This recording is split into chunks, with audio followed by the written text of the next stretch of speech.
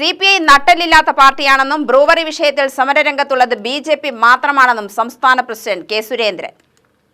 എലിപ്പുള്ളി brewery വിഷയത്തിൽ മുഖ്യമന്ത്രി പിണറായി വിജയൻ നിലപാട് വ്യക്തമാക്കിയതോടെ CPI നട്ടലില്ലാത്ത പാർട്ടിയാണെന്ന ബോധ്യമായതായും BJP സംസ്ഥാന പ്രസിഡന്റ് കെ സുരേന്ദ്രൻ പറഞ്ഞു.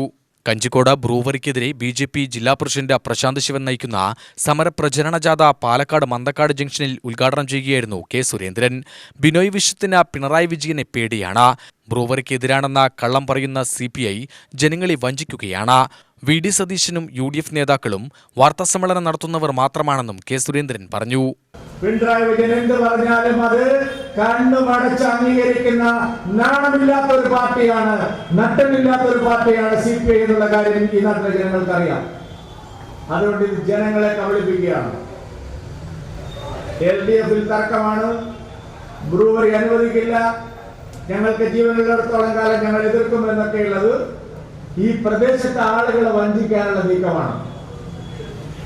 ഇത് വളരെ ആസൂത്രിതമായിട്ട് നല്ല തയ്യാറെടുപ്പുകളോടുകൂടി കൃത്യമായിട്ടുള്ള സാമ്പത്തിക ഇടപാടുകളോടുകൂടി നടപ്പാക്കുന്ന ഒരു പദ്ധതിയാണ്. കോൺഗ്രസിനെയും നിങ്ങൾ വിശ്വസിക്കേണ്ട. എല്ലാ കാര്യങ്ങളിലും കോൺഗ്രസ് പത്രസമ്മേളനങ്ങളിലും പ്രസ്താവനകളിലൂടെയുമുള്ള എതിർപ്പ് മാത്രമാണ് പ്രകടിപ്പിക്കുന്നത്.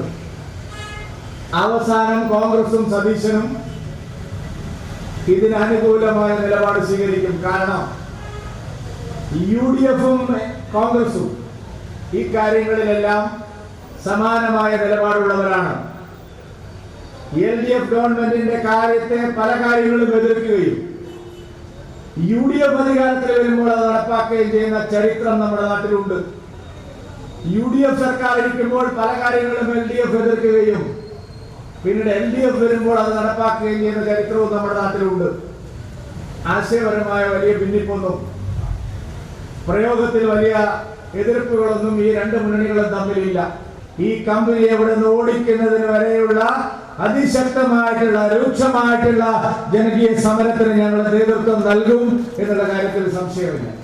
ബ്രൂവറിക്ക് വേണ്ടി ഭൂഗർഭജലം ഊറ്റില്ലെന്ന MP രാജേഷിന്റെ പ്രസ്താവന വെറും വാക്കാണ്. ഒയാസിസ് കമ്പനിയുടെ ഭൂതകാലം കുപ്രസിദ്ധിയുടേതാണെന്നും സുരേന്ദ്രൻ പറഞ്ഞു.